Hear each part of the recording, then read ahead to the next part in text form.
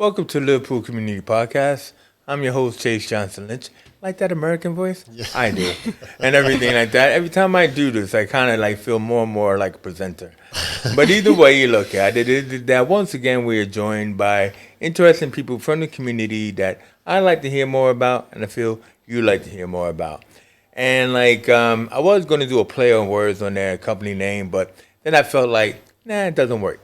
But they're called MYST. And everything, so it would be like coming out of the fog. We have MYST and everything, but MYST stands for Merseyside Youth Support Trust, and we're joined here by the Community Engagement Officer Laura Hennigan, and by Kev Lovelady. Don't know what the job title is. I just like his name, Lovelady. How you doing? I'm fine, thanks, Chase. Well, okay, what did this say? Oh, that's the center manager. I had to read that off of his badge. And everything. That's what it's there for. Yeah, exactly. It's all good. We're not going to spend too much time on that Lovelady name, but I don't know where it comes from. He says, I think it comes from somewhere. Of course it does. But what do you think it comes from? Ireland? We think it's from Ireland. Outside of North Liverpool, there's very few of us. Exactly, I can imagine. Although there is a town in Texas near South by Southwest called Lovelady. Oh. I did not know that. Oh, there you go. South by Southwest, that's probably around Austin. Yeah, Filming that's right. town. Yeah. Look at that, I'm right. Yeah. But either way you look at it, it's MYST. Now, I'm pretty sure you've seen the logo because I have and everything else like that. And MYST has been around for over 10 years and everything, but it's going through a change right about now. And everything which our guests are going to talk about because they were once members of MYST who've been asked to kind of help us along, right? Yeah. So there was like a little bit of a change in 21. When you like to talk about where MYST was before the change and then after the change. Okay. Oh, look at that. Kevin's going to take us on board. Right. I thought you were looking at me to take it away. I was looking at you, but that's only because I'm looking in that direction. Kevin. Yeah, I took over from the previous centre manager back in November 21. My background is digital. I was expecting to come in and do a lot more digital sort of transformation, bring in some of the organisational procedures up to date. But as we got into it after COVID and a little bit before, we realised there was a whole sort of review needed doing from the organisational, strategic point of view. So although I'd been on the fringes of MYST for sort of 4 years or so, and I'd been looking to get into the third sector for a few years as well, it was obviously once I got my feet under the table, there was lots of stuff that I didn't know from coming from a mainly commercial background previously. So it was very much a case of finding out what was needed to be done, where we were at, a bit of a, let's stop and take stock of everything. Mm-hmm. So last year was very much a review of where we're going. And then this year, we're hoping to put a lot of that into practice. Yeah, so more like a strategic review of like what's working, what's not working. Exactly, yeah. Now, a part of that is that Laura, basically, well, first of all, like MYST works a lot with startup companies, don't they? Yeah, we do. So, like, you were one of those startup companies with your partner. What was your company? So, I found MYST 8 years ago. So we had a web design company. Still got it. Mm-hmm. My partner still runs it. And Don't want to give us a name or anything like that? I will give you the name, otherwise I'll get in trouble. So it's called The Cheerful Lime Limited. The Cheerful Lime? The Cheerful Lime, yeah. The Cheerful Lime. Yeah. I know. All right, what's the story? Don't say I know. Say what the story is. I wish I had a really good story about why we came up with it. You were drinking tequila one night. No, we weren't. I wish. It was just a name that came to us. It's a nice obviously, people remember it. They wonder what we do. So it's a great talking point. Yeah. But that's how we found MYST. And that was 8-9 years ago. Right. So a long time ago. So, you were one of, because I believe you said there's, about 26 offices. Yeah. First of all, we should say that MYST is based in the St. Lawrence School, which, if you're from the north end of town, you can't miss it. But a lot of people know it for LA Productions and, that kind of thing. So, But because it was an old school, it has all these offices, and you were in one of these offices. Yeah, so we've got 26 offices. Wow. On like a proportion of the ground floor, and that's what we had to start with, just like a small office, 2-person office, and that's how we started. And then, so they must have, so somebody must have realized you were doing good, well, you were sticking it out with them. And when it came time for this review and rebranding, you came in as a community engagement officer? Well, I actually first came in as a bid writer. Oh, well, so that was obviously, like- somebody's got to write these bids for us, man. Well, I started off as a bid writer, and then Kev soon realised that I pretty much, bid writing is something I can do, but it's not something I enjoy doing Nobody loves all doing the it. time. No, but it has to be done, doesn't it? It does. So obviously, we had like a little bit of a sit down and found out like what my strengths were, what I enjoyed doing, and I started moving towards like fundraising and community engagement, and sort of like just went from there. Is that how you got to Everton in the community and all that kind of stuff? Or? Everton in the community came along before myself and Kev started. So previously they did have a bit of a relationship with them. That's how I first came across MYST. They And, only right next door. Yeah. Well, I mean, because, well, then were you effective in bringing Steve Morgan or the Rank Foundation? Yeah, so Steve Morgan was one of the first ones. while Remember, you were Steve, there, we love wasn't you. it? We keep shouting you out every chance we can get. Yeah, that was subtle. It wasn't, but that's good. Yeah, so, Steve Morgan was one of the first ones that when you were Yeah, when you so first we... joined. Yeah, it was one of the Yeah. first bit of funding we got after I'd started. We got that back in March time. Yeah. We went down to Cheshire to the You're presentation. talking about the New Start. Yeah, so like from when I took over. Yeah. Yeah. So that was one of the first ones that Laura and I had a bit of success with. And we went down, well, I went down with one of the trustees down to the awards thing down in Cheshire, his hotel down in Cheshire. It was a great day, meeting amazing other organisations doing fantastic work. Yeah. I mean, the other organisation we've got a very close relationship with is the Rank organisation.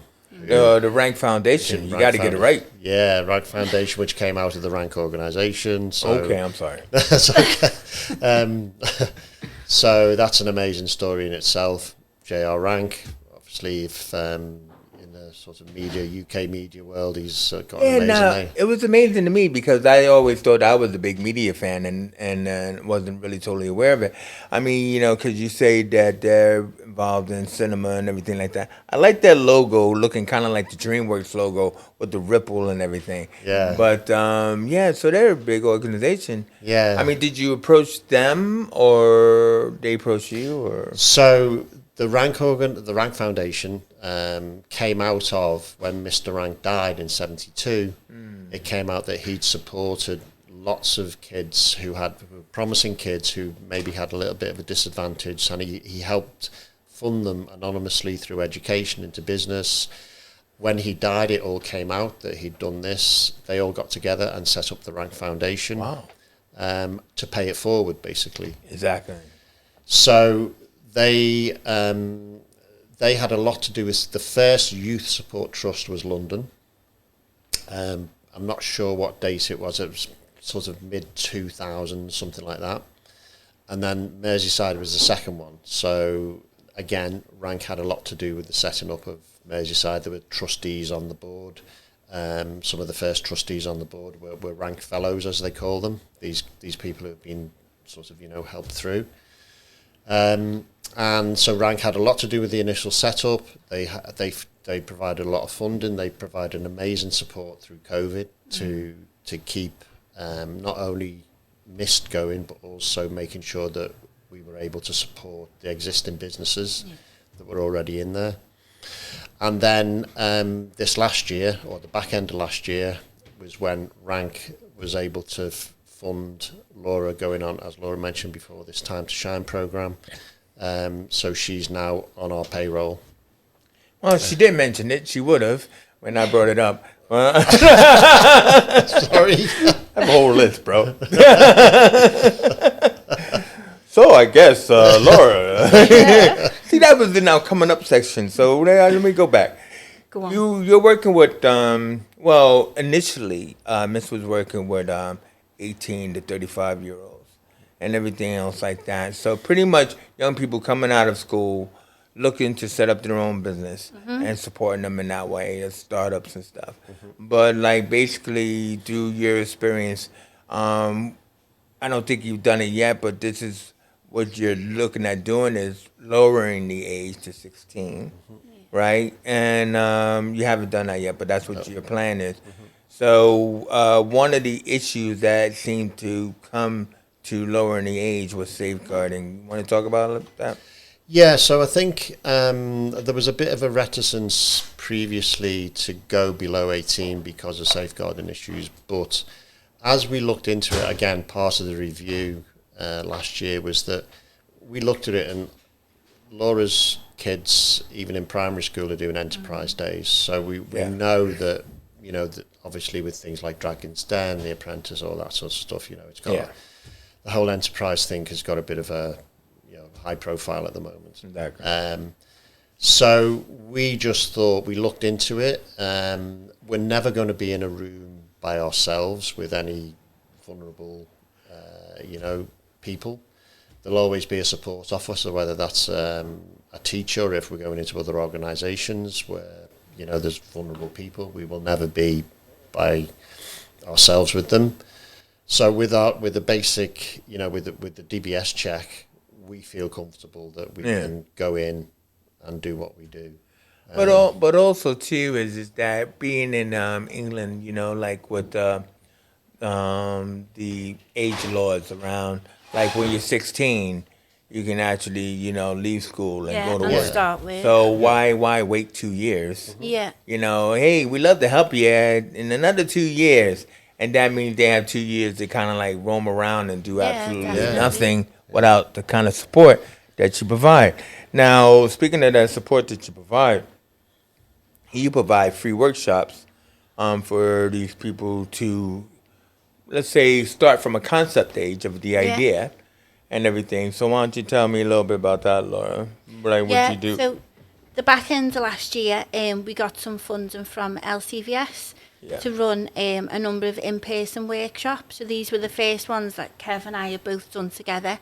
And probably the first one since COVID hit. So these workshops were called Building Confidence for Self-Employment. So it was like pre-startup. So they've got like a really early idea of what they want to do, but they need that confidence and knowledge to explore it properly, as if it would, you know, to see if it would work for them from all like different angles. So that's what we did. So we did about 3 of them all together. So we did one in MYST. So we did one in our meeting room. We did one in Swacker in Southport, and we did one in Apex in St Helens as well. So I ended up like running those, and I've run 2 of them, and they were mostly with women. Really small group, but it was a really good opportunity to find out the struggles that they were facing, and to help them overcome it. So although something seems pretty much near enough impossible, with like the support of MYST and the other organisations they've got around them, they were able to move forward with it. Yeah, I mean, because it's also very individualized, isn't it? Yeah. Like when somebody has an idea for a business, it's always going to be very individual, like this is my idea and then that person's idea is different. But it's good to be able to be in a room of like-minded individuals to at least kind of like work on blueprints. Yeah. You know, I like your tagline also. It's like, work for yourself, but not by yourself. You know what I mean? Got to do it with the accent, though. It sounds better when you do it.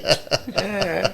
Advertising, you know how it is. I mean, you know, I'm always available. But, you know, but like the thing about it is I was asking you, because of the different people that you've encountered and stuff like that, you know, do you have any success stories?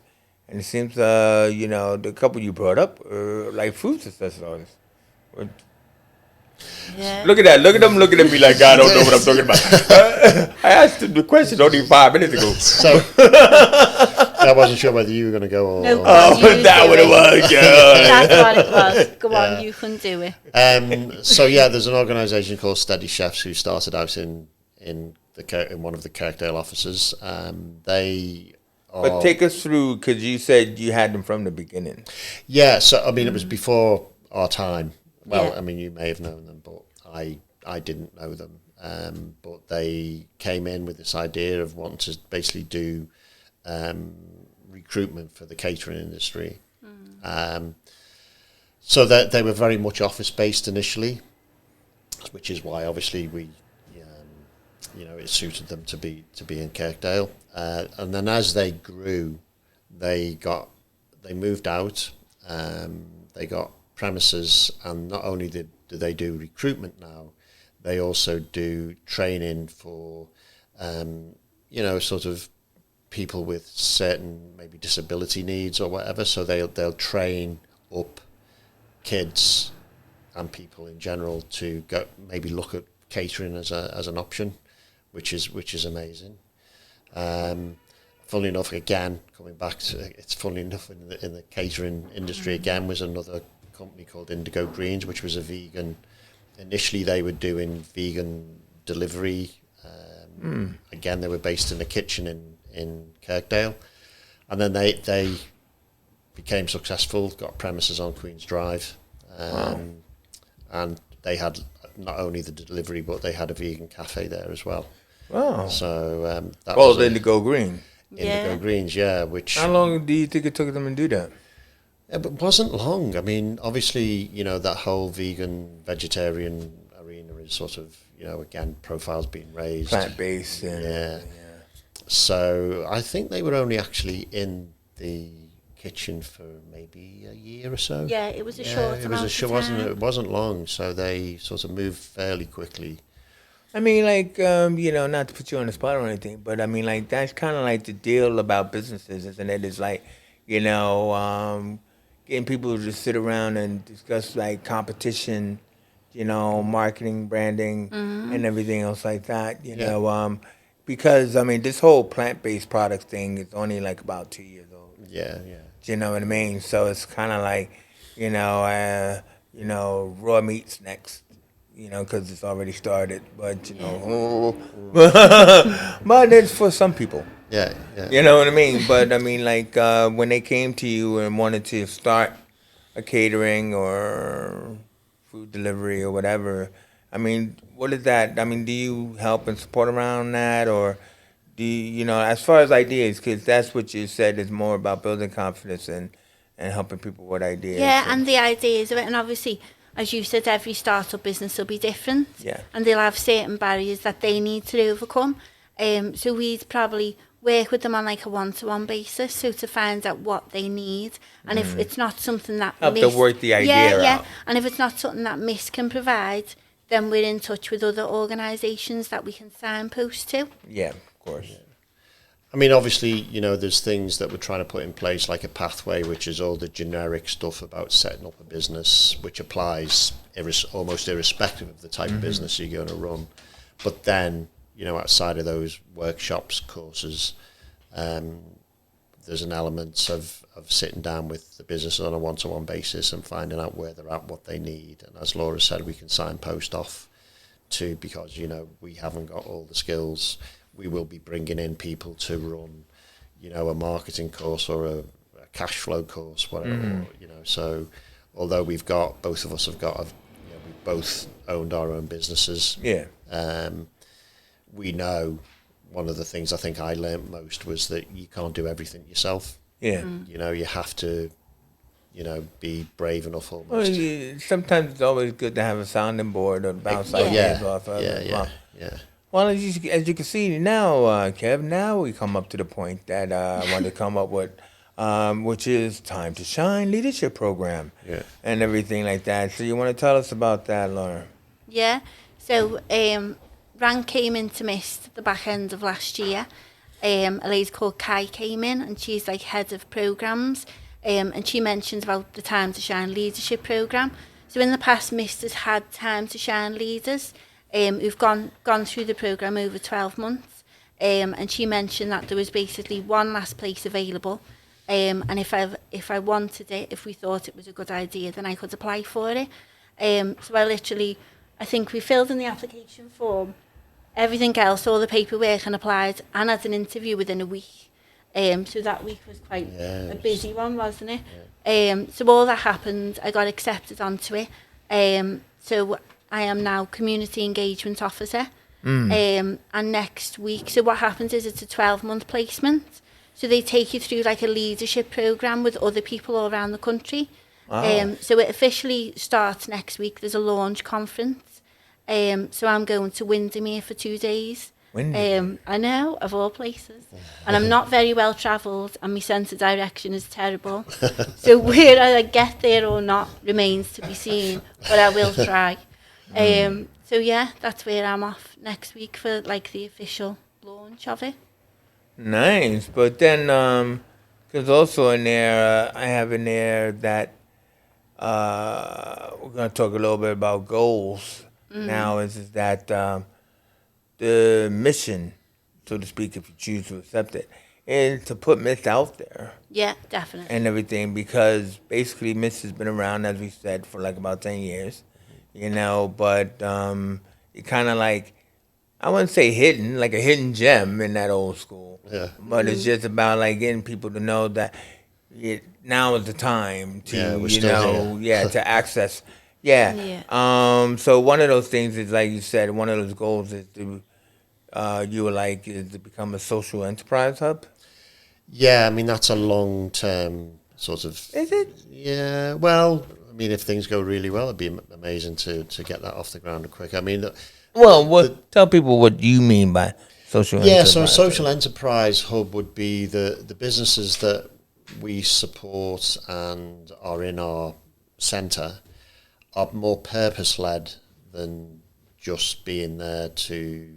I mean, we obviously all need to make money, but for me, there's an ethical, ecological, sustainability role here for business leaders to take, and it's becoming obviously a lot more prominent with everything that's going on around. Like a work-life balance, you said. Yeah, so it's a work-life balance, but also hopefully, providing a service to society, which, to the community, and I'd love that to take place so that, we start looking at, included in our programme will be an element or a workshop, course, whatever word we decide to put on it, which deals with those sort of issues. We're in touch with an organisation called 2030 Hub. Oh, I know them. Come across them, with David Connor. I mean, that's an amazing organisation, and what David's done with the United Nations and his profile. The 10-point strategy thing.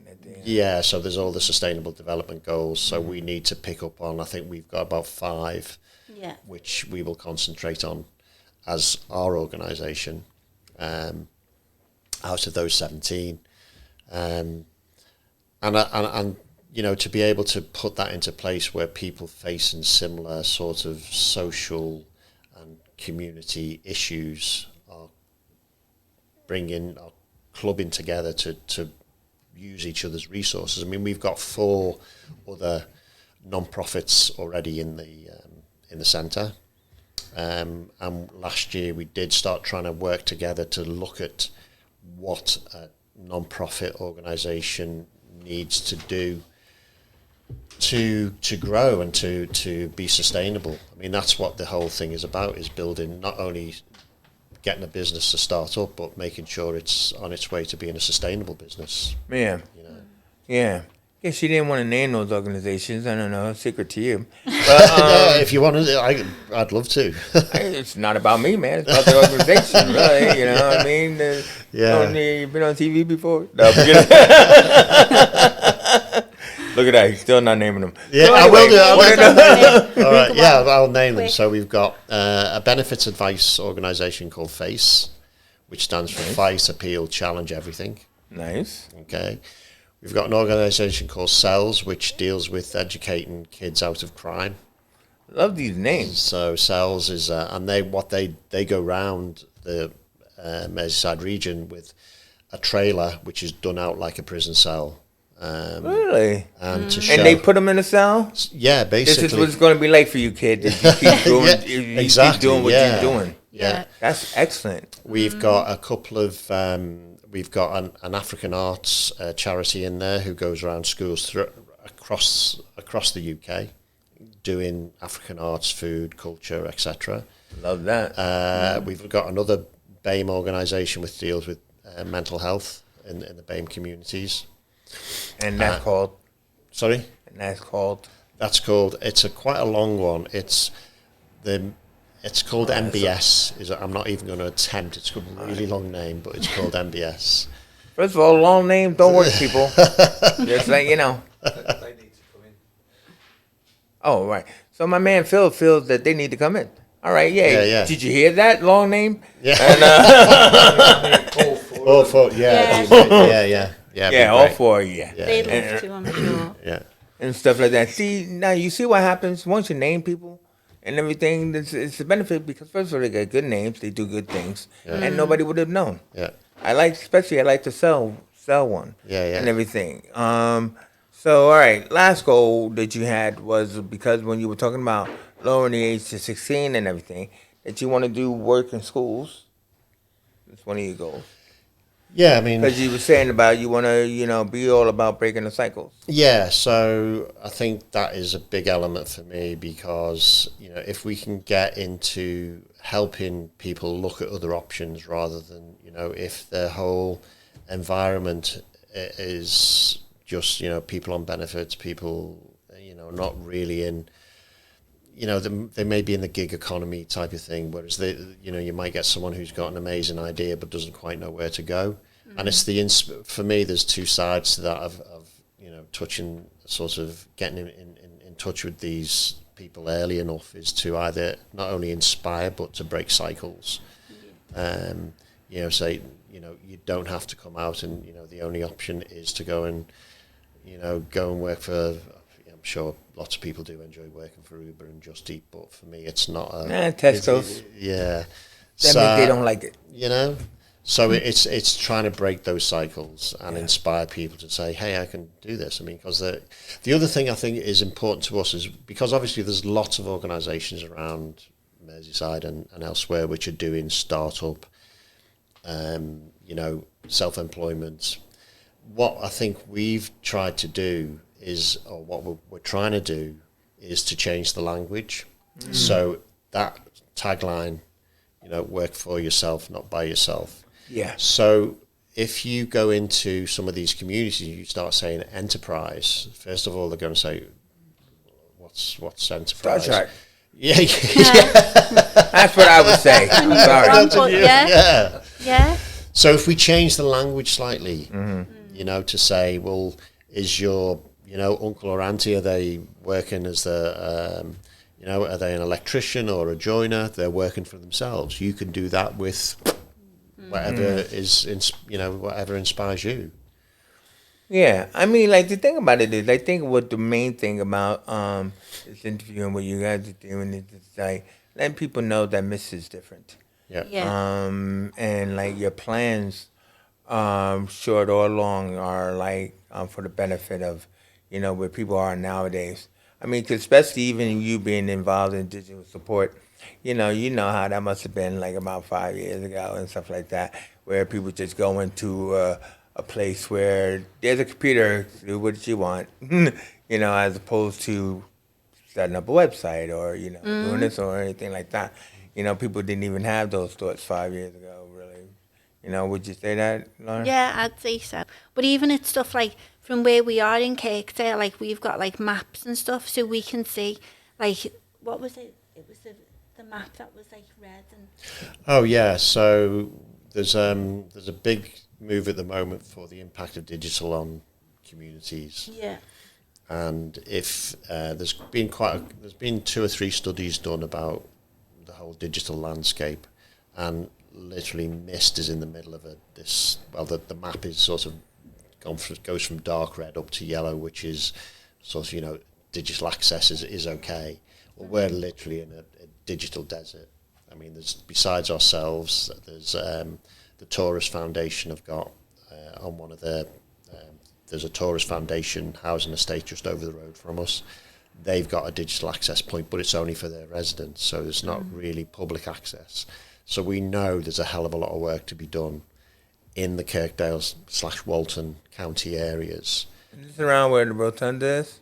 Whether which, sorry? Rotunda. Is this around where the rotunda Well, is? it's, yeah, so if you come back from the rotunda towards Walton, Yeah. sort of it's thing, like you know. Digital desert. I love that.